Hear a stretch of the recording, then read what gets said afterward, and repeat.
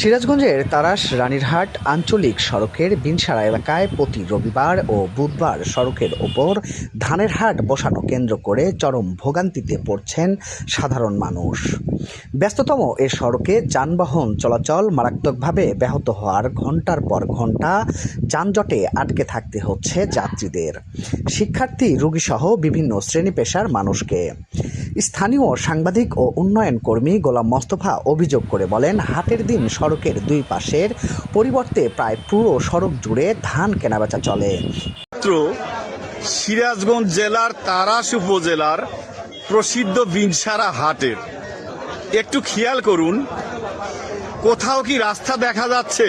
এতে যানবাহন চলাচলের জন্য পর্যাপ্ত জায়গা না থাকায় ট্রাক, বাস, অ্যাম্বুলেন্স, মোটরসাইকেল ও অন্যান্য যানবাহন দীর্ঘ সময় আটকে থাকে। বিশেষ করে সকাল থেকে বিকেল পর্যন্ত এ দুর্ভোগ তীব্র আকার ধারণ করে এবং অনেক সময় কয়েক কিলোমিটার দীর্ঘ যানজটের সৃষ্টি হয়। জ্যামে আটকে থাকা মোটরসাইকেল আরোহী জন্তিপুর গ্রামের মোহাম্মদ হাফিজুর রহমান জানান, জরুরি প্রয়োজনে হাসপাতালে যাওয়া, শিক্ষা প্রতিষ্ঠানে পৌঁছানো কিংবা কর্মস্থলে যাতায়াত করতে গিয়ে চরম বিড়ম্বনার শিকার হতে হচ্ছে।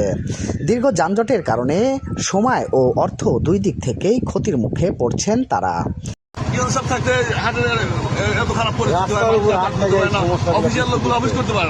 কর্তৃপক্ষকে বলেন রাস্তার উপর হাটটা বন্ধ করে দেওয়ার জন্য।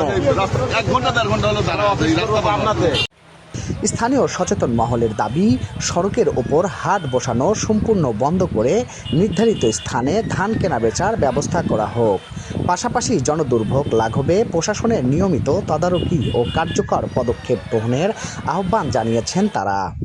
এ বিষয়ে তাড়াশ উপজেলা নির্বাহী কর্মকর্তা নুসরাত জাহান বলেন, বিনসারা হাটের ইজারাদারের সঙ্গে ইতিমধ্যে আলোচনা করা হয়েছে। কোনো অবস্থাতেই রাস্তার মাঝখানে হাট বসানোর সুযোগ নেই। বিষয়টি দ্রুত সমাধানের প্রয়োজনীয় ব্যবস্থা নেওয়া হবে।